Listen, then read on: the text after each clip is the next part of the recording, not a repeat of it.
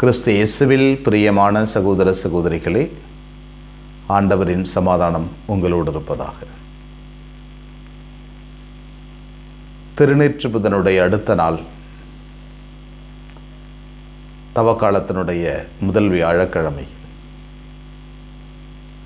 ஆண்டவர் என்று என்னை பின்பற்ற விரும்புகின்ற எவரும் தன் அன்றாட சிலுவைகளை சுமந்து கொண்டு என்னை பின்பற்றி வரட்டும் என்று சொல்லுகிறார். இந்த வார்த்தைகள் ஒருவன் உலகம் முழுவதும் ஆதாயமாக்கிக் கொண்டாலும் தன் வாழ்வை இழப்பாரானால் அவனுக்கு வரும் பயன் என்ன? இந்த வார்த்தைகள்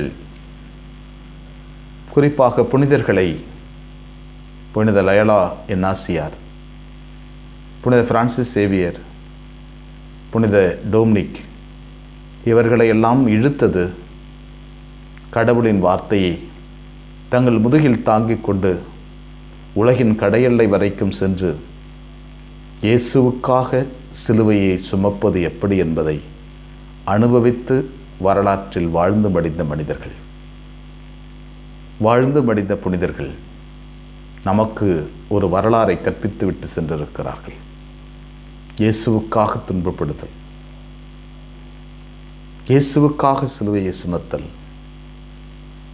இயேசுவினுடைய மதிப்பீடுகளுக்காக கஷ்டப்படுதல், இயேசுவினுடைய மதிப்பீடுகளை நாம் கடைபிடிப்பதனால் வரும் துன்பங்களை சந்தித்தல், ஏற்றுக்கொள்ளுதல். இதுதான் உண்மையான சிலுவை. நேரிய பாதையில் நடந்து போகின்ற போது, உண்மையான பாதையில் நடந்து போகின்ற போது நம்மை சுற்றி நம்முடைய உள்ளத்திலிருந்தும் சிலுவைகள் வரும், நண்பர்களிடமிருந்து சிலுவைகள் வரும், உற்றார் உறவினர்களிடமிருந்து சிலுவைகள் வரும், சமுதாயத்திலிருந்து சிலுவைகள் வரும். இந்த சிலுவையை ஏற்றுக்கொண்டு போகிறவர்தான் சமுதாயத்தை வழிநடத்தக்கூடிய மனிதராக மாறுகிறார். இந்த சிலுவையை எதிர்கொண்டு சென்று போகிறவர்தான் சமுதாயத்தை வழிநடத்துகிறார். ஏனென்றால் அந்த மனிதனுக்கு முன்னால் சிலுவை போய் கொண்டிருக்கிறது. அந்த சிலுவையை பார்த்து கொண்டே அந்த மனிதர் நடக்கிறார். நம்முடைய வாழ்வில் அன்றாட சிலுவைகள், அன்றாட துன்பங்கள், அன்றாட நெருக்கடிகள் இருந்து கொண்டேதான் இருக்கிறது. நாமும் சந்தித்து கொண்டேதான் இருக்கிறோம்.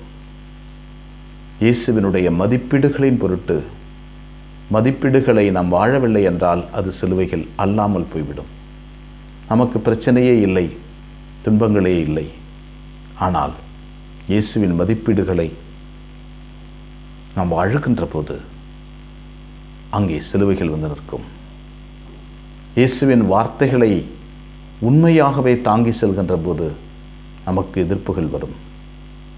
இயேசுவினுடைய உண்மைத்தன்மையை நம் வாழ்க்கையில் கடைபிடிக்கின்ற போது சிலுவைகள் வரும்.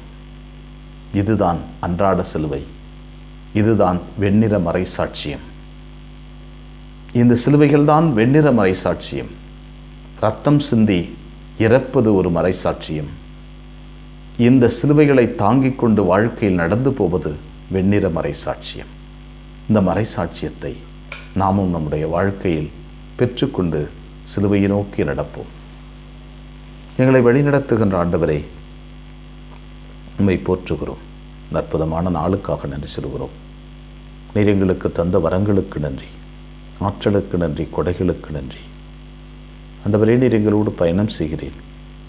உமது கோலும் நெடுங்கழியும் எங்களுக்கு ஆறுதலாய் இருக்கிறது. எப்பொழுதும் நாங்கள் உமது பிள்ளைகளாய் வாழ வரம் தாரும். உமது சிலுவைகளை நாங்கள் சுமந்து செல்ல வரம் தாரும். எங்கள் அன்றாட வாழ்நாளில்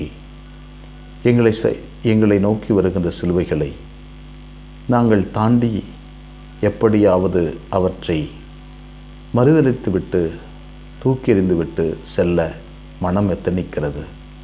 துன்பங்கள் வேண்டாம், சிலுவைகள் வேண்டாம், கவலைகள் வேண்டாம், இயேசுவுக்காக துன்பங்கள் வேண்டாம் என்று மனம் சொல்லுகிறது.